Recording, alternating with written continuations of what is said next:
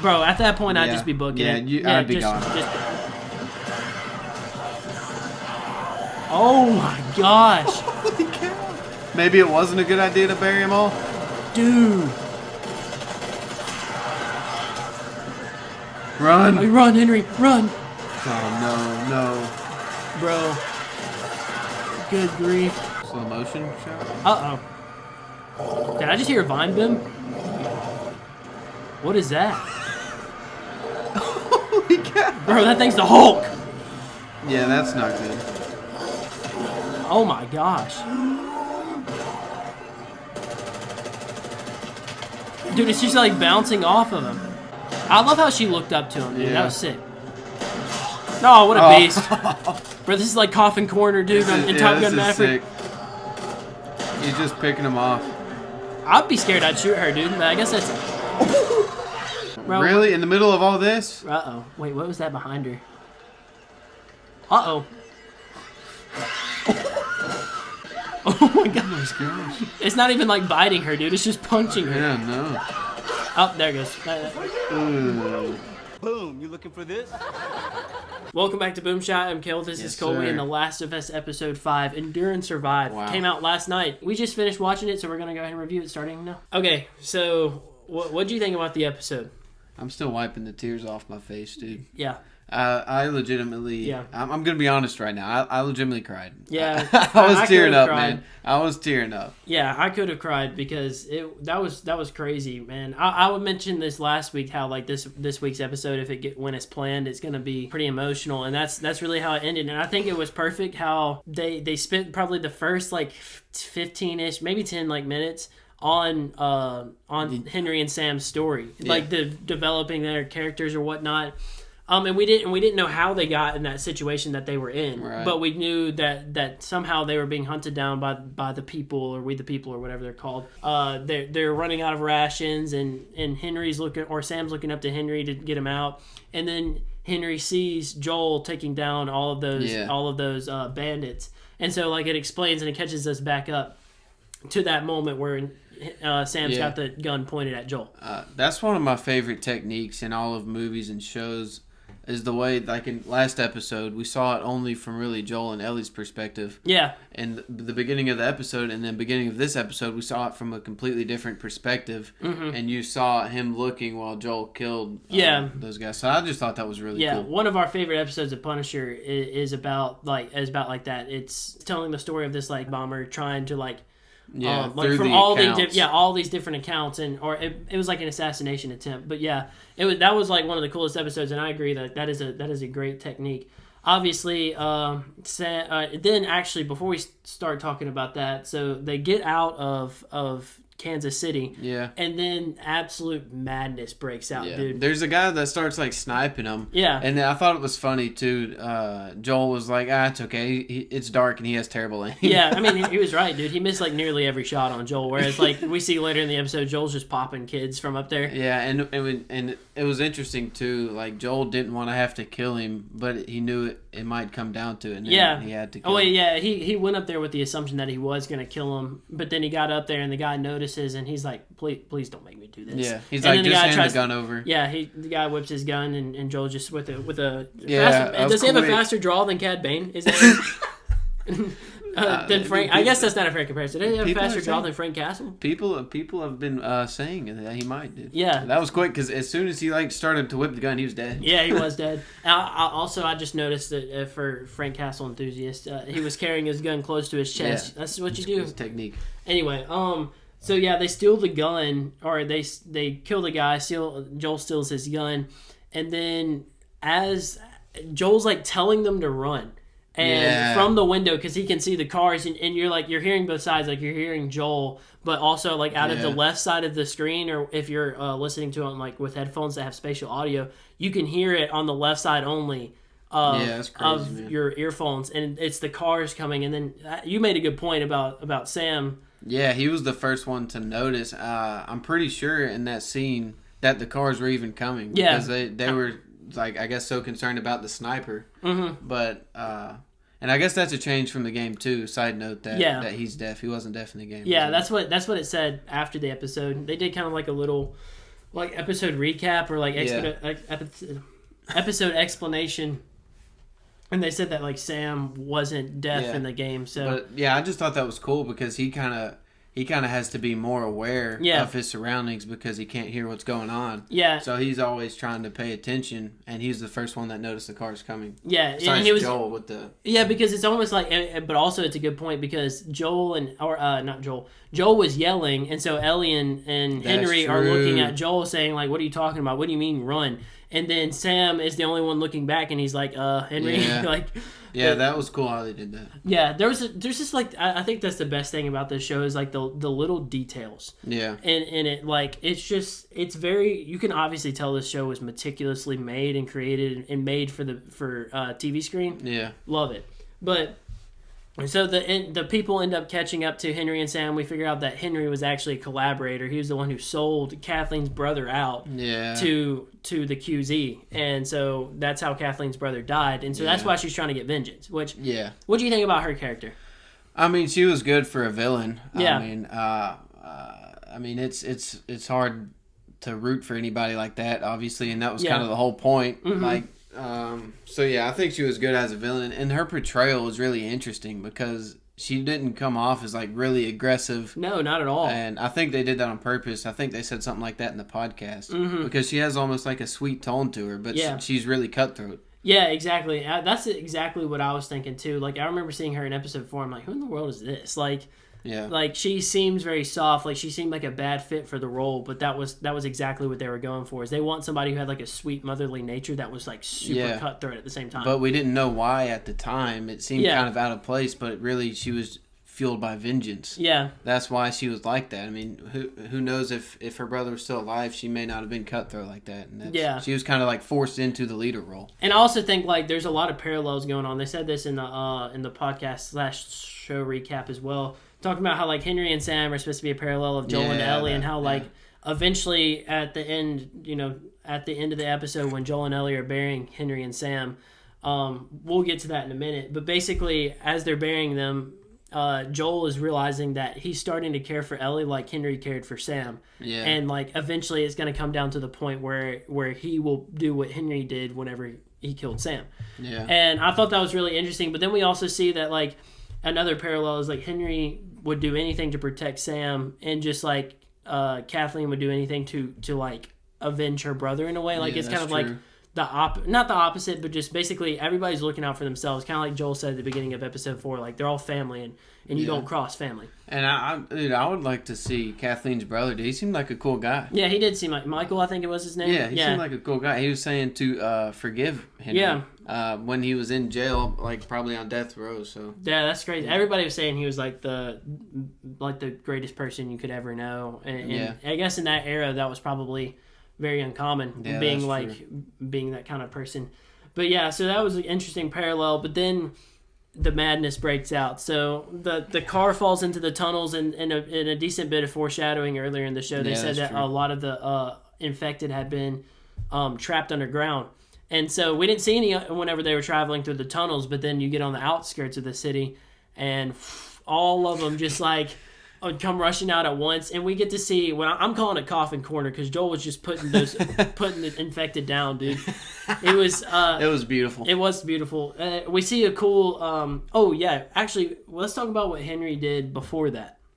Like, remember the truck barrels into the house. Yeah. Ellie's stuck in the middle of the street, and you made a good point about that as well. Yeah, it was just really cool seeing, because obviously we know Henry cares. He would do anything for Sam. Mm-hmm. And then we saw, and one of my favorite parts of the episode too, as a quick side note, was Ellie and Sam's friendship that started to bond. They started to bond. So, anyways, we see Henry run out in front of the truck, and grab Ellie out of the way, and like you said, that's kind of when Joel was like, okay, I can trust this guy for sure now. I mean, he put his life on the line. Yeah, I thought that was a really cool moment too. I was like, at that point, Henry and Sam could have dipped and left true. Ellie in the middle of the street, because they still needed Ellie and Joel for what they did to those soldiers. So, yeah, that was a good point. But then we just get to see all those infected. We see, I think what they're called is a bloater. The really big infected rips Perry's head off, dude. Clean off, dude. I was like, oh my gosh, like that was insane. But just this episode was so good, dude. Yeah, I wonder if we'll see. I'm assuming we'll see more bloaters, and right now it looks like there's no way to take them down hardly unless you like chunk a grenade at them or something. Yeah, I don't think there is. I was looking. The reason I know it's a bloater is because I was scrolling through YouTube the other day and I saw like a video of like bloaters killing Ellie in the game, like all the different like bloater kills that they had. They're brutal, dude. Yeah, I mean, we saw the one where he like punches the guy and he just instantly like falls to the ground. Yeah, like just folds and then he picks up the one dude and like slams it. They're like the Hulk of like the infected. So Joel and Ellie and Henry and Sam all get out. Sam gets bit in the process, but we don't know about that. Yeah. Kathleen comes to stop them and she gets jumped by a kid infected and she dies there. Dude, I think the way moving forward a little bit in the episode, the way they revealed that he was bitten was just, I mean, it was perfectly done. Yeah, as a kid, like, you have to think, like, Sam probably was thinking, the question he asked on the pad was insane. He's like, if you turn into a monster, are you still the same inside or something like that? Wasn't it something like that? Yeah, that's what it was. And I think it's so funny because, it's not funny. This is an incredible, like, parallel they had, like, because Sam was obsessed with Super Sam, like, being a superhero, but he ended up being the villain. In a way, which is so like that's so weird to think about. That I love how even like Henry painted the stripe across his face. Yeah, I love their characters, man. Yeah, and I mean, it's just so hard to see. I mean, and I know Ellie feels horrible, obviously, as we see later in the episode, because she's like, "I'll stay up with you," and I'm sure she tried to. Yeah. And when she wakes up, he's sitting on the edge of the bed, and she's like, "Oh," she goes over there to console him, and then. Yeah, God, it's horrible. It was horrible, and I love how she like tried to heal him with her blood. Yeah, that's true. That was a pretty sick, like, because she wanted to be the superhero in this moment, like, in for Henry's sake, but also for Sam's sake as well. Like, yeah, I mean, she's been being told for months that she could save the world. Yeah, and in this moment, she just wanted to save her friend. Mm-hmm.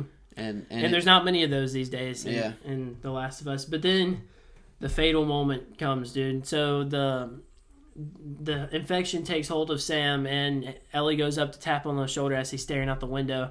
And I guess for some reason, since she was docile, maybe like she wasn't active, maybe he didn't like attack her or something. Yeah, I guess it hadn't like fully taken hold of him. Yeah, he wasn't like fully turned all the way. Well, he was, but like he wasn't like to a clicker stage or something. Whatever it is. And so she taps on the shoulder, and then Sam attacks her, and. An interesting moment, like Joel immediately hears like Ellie screaming, gets up, tries to grab his gun, but Henry takes it first, shoots at the ground, and is like, "Don't move," like because he was scared that Joel might kill Sam. And then Henry points the gun at Sam, shoots him through the head, and great portrayal by I don't know who the actor was that played. Yeah, I looked it up earlier, both of them, but I can't remember. I don't know who the actor was that played Henry, but like in that moment he shot him, and it's like you think there might be peace, like Henry maybe have like had come to terms with that he was infected. So, but then he's like he realizes what he's done, and we don't even know if he was actually trying to shoot like Sam to kill him. Maybe. I was wondering that too, or even I don't know if he was, or he may not have just been thinking. He's like, oh. They're fighting on the ground, and he said before like he didn't have too much experience with a gun. Yeah, and he killed Kathleen's brother, but he didn't technically. He just turned him over. Yeah, pretty much. Like he knew what was going to happen though, so like I guess that could be like accomplice to murder. But so he might have just been acting out of impulse, or he probably wasn't obviously shooting to kill. Yeah. And gosh, his portrayal. After the after show thing, he said it was like really tough to shoot that scene. Yeah, I'm sure, and especially with as much time as he spent with with Sam's character, and shoots him through the head. Sam's on the ground bleeding out, and pretty much it looks like he dies instantly. So there's some peace in that. Yeah, and he didn't go out. Ellie gets up, kind of like realizing what happened. Joel looks over at him, and Sam's like pointing the gun at Joel still, but like also at the same time he's like thinking to himself. Joel's like, "Hand me the gun, like give me the gun," and then he realizes what he's done and pops a cap in himself, which is crazy. But that like the showrunner said, basically like at that point after Henry realized that he killed Sam, he had nothing else to really live for. Yeah, his whole life had been taking care of Sam. Mm-hmm. And then on top of that, to be the one that ended him ended his life. I mean, I'm sure it was that much worse. So yeah, I mean, it's so sad, man. Yeah, it was. I think it had a perfect blend of like, first of all, the story is incredible. Like, I've never seen a show that has put so much effort into recrafting and retelling a story so perfectly, but also making it feel fresh and new for those who have played the game. Yeah. And making it feel like easy to pick up on for those who haven't played the game like us. And that's the first thing. And then this episode blended exposition with action, with emotion, all in one episode. It was perfect. I don't think it could have gotten any more perfect. Yeah, I mean, that's really the first time we've seen like an onslaught, like a full-on battle. Because in was episode 2, they were all coming in there and she blew them all up, but we didn't really see like a full-on battle. So yeah, I mean, that was a cool scene, but the end of it just kind of takes over the whole episode. Yeah, so then final shot, because we've kind of trekked scene by scene almost, or plot by plot. Final shot, they go out and they bury Sam and Henry next to the motel that they were staying at. And Ellie comes up with the pad and says, "I'm sorry," puts it on Sam's grave. And you kind of see Joel, like, after that, I don't think she, like, lets it go, but at that point, she's like, there's nothing I can do. And I can't stand to stay in here any longer, so I'm going to move on. Yeah, I don't think she could bear to be there anymore. As soon as she did that, she was like, let's get out of here. I don't want to. Yeah, and then we see, like, she's the one who's like, "Joel, come on." And Joel at that point is like... He's lingering behind because he's thinking about when she laid that down. Like, man, like you said earlier. Like, man, I've really grown to love Ellie, and I would do anything to take care of her. So, like, yeah. And as we move forward in the show, I'm sure there's going to be some kind of trouble that Ellie gets to, maybe Joel gets into, and that Joel's going to have to save Ellie from. I don't know. It's going to be crazy, though. Yeah, this episode has been my favorite thing, definitely this year so far. But it's going to be hard to beat. This show I think is going to be. I don't know what's happening next. I haven't played the game. Yeah. I don't know, but to me, it's going to be hard to beat this episode with anything else coming out this year as far as shows. Yeah, and I'm thinking about, like, we're huge Marvel fans. We've got, like, a pretty big Star Wars shows, like Ahsoka's coming up this year, and yeah. No, there's so many good things. There's so many good things coming out this year, but I don't know that anything can top this show. Just like like we've been saying the entire time, the craft, like this, they're dedicated to. They put so much into it. Yeah. And you can tell, like, they put so much into it, and they've balanced everything perfectly. I feel like they've represented the characters well from what we know about them from the game. So yeah, and this show is very well done. And I think, too, this episode, it works very well. Like, if you watch the whole thing, it works well as, like, a standalone episode. You can come back to and watch just this one if you want a good episode to watch for an hour. Yeah, exactly. So, for sure. Yeah, so much going on, dude. Especially that one scene, dude. Coffin corner. There ain't nothing like it, dude. Yeah. Joel was just burying the infected, dude. But that pretty much wraps up our thoughts. This is probably one of our longer videos, but I feel like it was pretty, like... It's warranted. Yeah, it had to happen this way. Joel over Kane Gang. Dude. Okay, yeah. Joel really grew on me this episode. Yeah, because also, that's another thing. Real quick, he was saying that Henry and Sam could come along with him. Yeah. The night before all that broke out, and so yeah, I mean, he was opening up, saying like, "Hey, y'all can come with us." Yeah, so which just makes that much more sad. Yeah, it does make it much. That is brutal, dude.